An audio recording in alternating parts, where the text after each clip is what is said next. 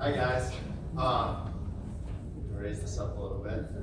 My name is Rink, and I'm teaching on the Blackfeet Reservation in Browning, Montana. And I'm going to talk about res dogs. I had to drive 2 miles to get to an airport yesterday morning, and it was on icy roads in a blizzard. And I had a layover in Denver that was supposed to be 3 hours, but turned into 1 because the flight took so long to get there. But from Denver to here last night, I got to ride next to a dog. And it was super cool. Her name was Kalua, and she was an emotional support dog. And I had no idea dogs could ride planes. And she wasn't my emotional support dog, but she definitely gave me emotional support while I rode the airplane out here to talk about dogs. So I thought that was really cool. You guys ever ride airplanes with dogs?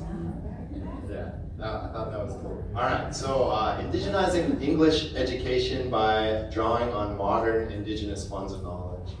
I just want to talk a little bit about where I come from. This is a map of my home. I believe the green shaded area represents the first boundary of our reservation, or part of our traditional homeland.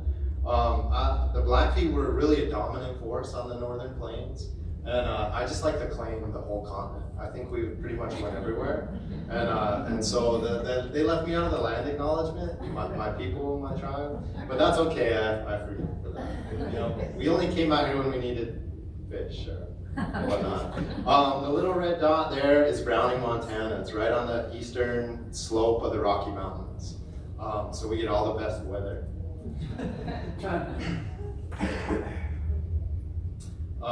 This is a picture taken from our tribal offices, our tribal government, during homecoming parade. So those are all my students out there on their horses and then their big dually trucks getting ready to ride down Main Street for the homecoming parade.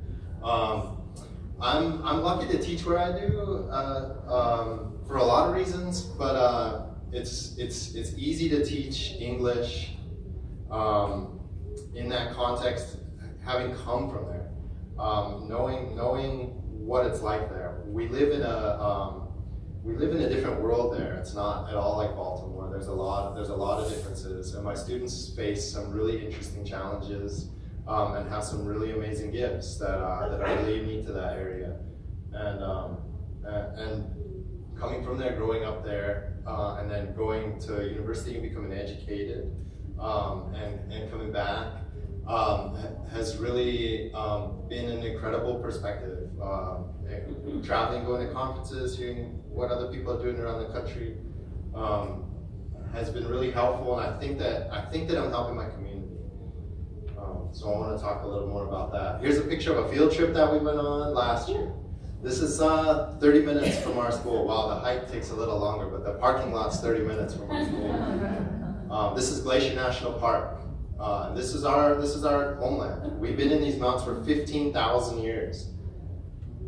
Archaeological evidence has put us there for 15,000 years. But if you ask any of us, we've been there forever. So, in fact, I found a Vision Quest site on the very top of that mountain that was probably about that old. This was just at the end of September this year. This is what it looked like there. We got 5 feet of snow in one storm. All right, so I want to talk a little bit about my school. In Browning, Montana, on the Blackfeet Reservation, growing up and going to school was traditional Western school. I learned, we read Orwell and Hemingway, right, in English class. And it was very traditional Western structures. And that didn't work for all the kids. And I can remember looking back at my peers who were really smart kids, really struggling in school, and especially with the power structures and whatnot. And while I was gone, some really incredible, influential people came and decided, this isn't working, what we're doing in school. This isn't working for every kid. A lot of kids are doing really well, but there's a lot that are getting left behind that are really smart kids. And we have to figure out some way to help them. So some counselors and some administration got together and they said, well, let's take a look at some other options. And we really invested in trauma-informed schooling.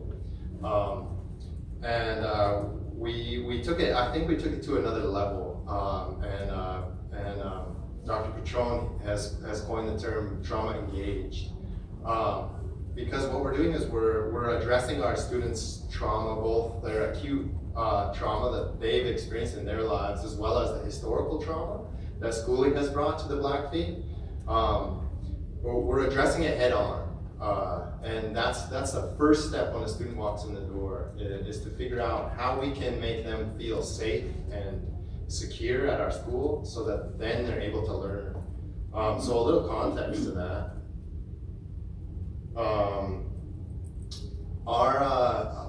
Our first experiences with schools as a Blackfeet was pretty much just concentration camps.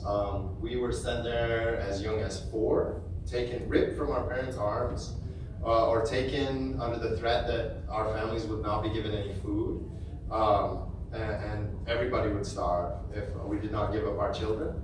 And so children as young as 4 were taken. All the children were taken and put in boarding schools. And those schools were concentration camps. You had a better chance surviving Vietnam than you did a boarding school.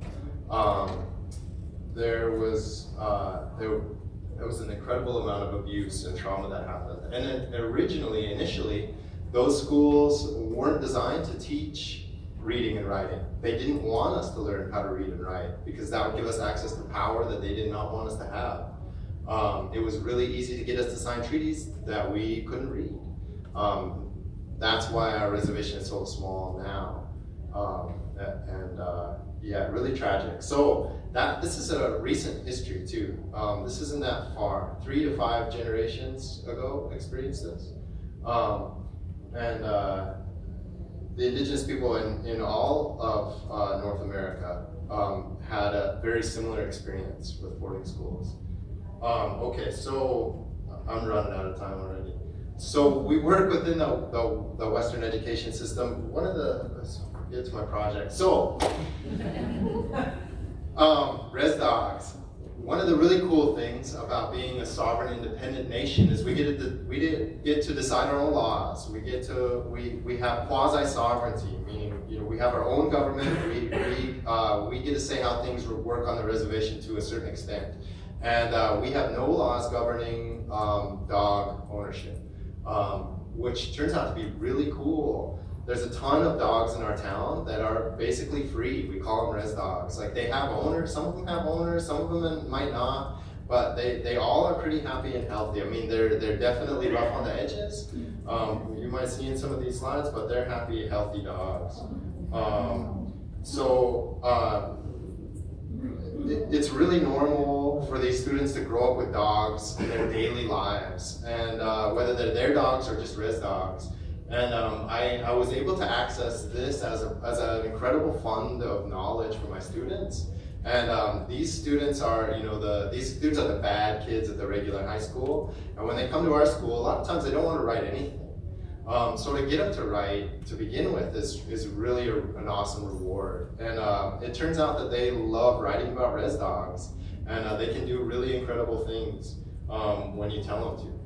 When you encourage them to write about res dogs. So when I tell people in the community that that's what we're doing in English class, they kind of scoff, because it's like, really, you're gonna write about those dogs? Like, they're just such an everyday thing that it's not something that people think of to like write about. But to the rest of the world, it's like, wow, this is really cool. There's dogs that have an intact social structure that that doesn't really exist anywhere else in the country.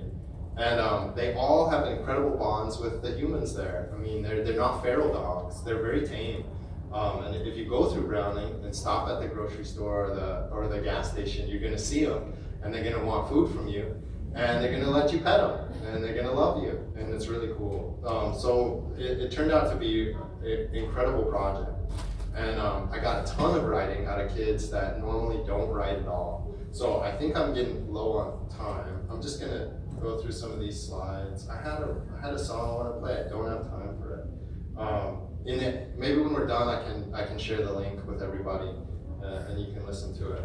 But I want to share a little bit of the writing. So this is a student that I've had for 3 years, and I haven't got him to write anything really. It turns out he thinks the res dogs are really cool, so I want to share this with you. A res dog is a companion, loyal as they come. If you treat it right, it'll comfort you whether or not you're okay. Sometimes the only friend you need is man's best friend. They can sense when you're feeling melancholy or eccentric, and they'll match you with the same energy. Really bright kid, just hated to write, didn't want to do any work in school, just resisted, right? Resisted. You all have those kids that resist. A res dog is not a toy. You can't get it as a pup and just abandon it. It's a responsibility and it's for life. A res dog is not a punching bag either. I've seen dogs get beat for no reason and it's cruel. They are living the same as us. Let me put it like this. People wonder why they get bit, but don't realize your violent personality will rub off on it. Warriors. They go through every season like it's nothing, you know? Those res dogs are some G's. I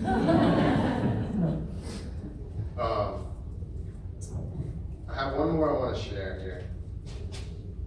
I asked them to write about res dogs as though to somebody who didn't know what they were, and so this is what they want you guys to hear about res dogs. A res dog is basically a dog that lives on the res and runs free with other random dogs. You can let them outside and be free without worrying about them. If you bring a res dog to a city, they might go insane because they're always going to be cooped up in a car, house, or they're always going to be chained up. So it ain't a good idea to bring a res dog to the city. They'll just end up dying, so don't do it. You can feed a res dog anything. That's the good thing about them, because whatever you give them, they will eat. So you don't have to worry about food going to waste, except bones. You can't feed them chicken bones, else they'll end up choking out and you might end up burying your res dog that night. But anyways, there's all kinds of random res dogs out there. Some are mean, some are really nice.